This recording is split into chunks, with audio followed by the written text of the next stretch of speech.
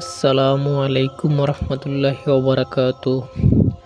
আজকে আমি বিশ্ব ইজতেমার ইতিহাস কবে শুরু হয়েছিল এটা নিয়ে আলোচনা করব।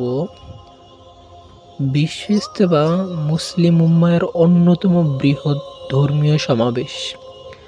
প্রতি বছর লাখ লাখ মানুষ একত্রিত হয় ইসলামের দাওয়াত শুনতে। কিন্তু আপনি কি জানেন বিশ্ব ইজতেমার সূচনা কবে হয়েছিল? চলুন আজ আমরা জানব এর ইতিহাস। বিশ্ব ইজতেমার যাত্রা শুরু হয় 1946 সালে ভারতের ভোপালে। এটি মূলত জামায়াতের উদ্যোগ ছোট পরিসরে শুরু হয়। পরবর্তীতে 1954 সালের ঢাকার কাকরাইল মসজিদে প্রথমবারের মতো ইজতেমার আয়োজন করা হয়। ঢাকা কাকরাইল হচ্ছে রমনার ওইদিকে। তৎকালীন সময়ে এটি শুধুমাত্র স্থানীয়ভাবে সীমাবদ্ধ ছিল, কিন্তু ধীরে ধীরে এর জনপ্রিয়তা বৃদ্ধি পেতে থাকে।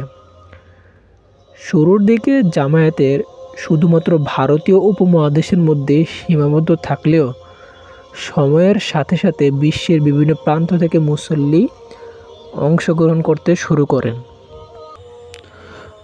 এরপর 1967 সালে টঙ্গীর তুরাগ নদীর তীরে বিশাল পরিসর ইজতেমা আয়োজন শুরু হয়। ধীরে ধীরে এটি আন্তর্জাতিক রূপ লাভ করে বিশ্বের অন্যতম বৃহৎ ধর্মীয় সমাবেশ পরিণত হয়।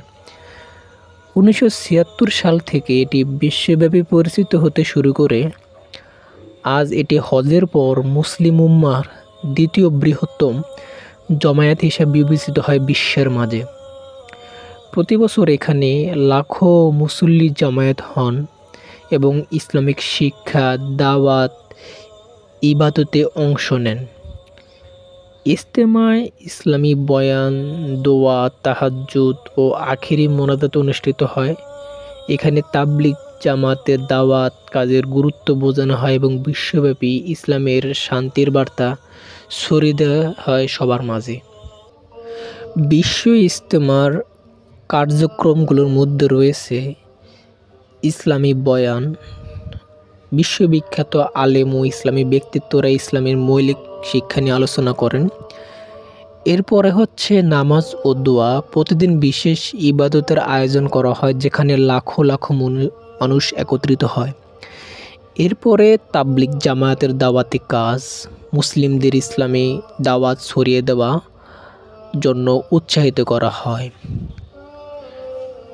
বিশ্ব ইজতেমার সবচেয়ে গুরুত্বপূর্ণ অংশ হলো আখিরি মোনাজাত।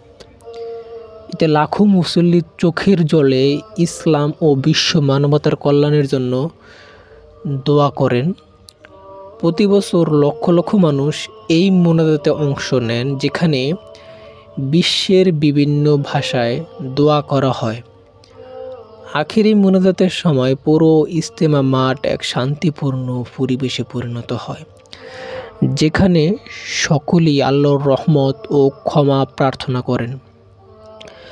বর্তমানে ইজতেমা 2 পর্বে বিভক্ত হয়ে অনুষ্ঠিত হয় যাতে আরও বেশি মানুষ অংশ নিতে পারে। বিশ্বের 150+ দেশের মুসল্লি এখানে অংশ নেন। আরেক জরিপে দেখা গেছে 170 থেকে 172 দেশ এখানে অংশ নেন। সাম্প্রতিক বছরগুলোতে ইজতেমার সুষ্ঠু ব্যবস্থাপনার জন্য প্রশাসনিক পরিকল্পিত উন্নীত করা হয়েছে।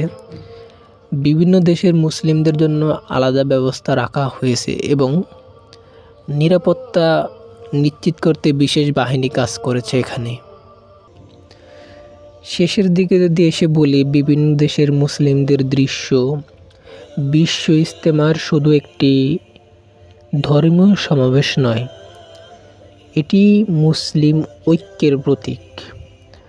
আপনারা যদি এরকম আরও ইসলামিক ইতিহাস জানতে চান তাহলে আমার চ্যানেলের সাথে থাকবেন এবং পরবর্তীতে কী রকমের ইসলামিক ইতিহাস সম্পর্কে জানতে চান সেটাও কমেন্টে লিখবেন।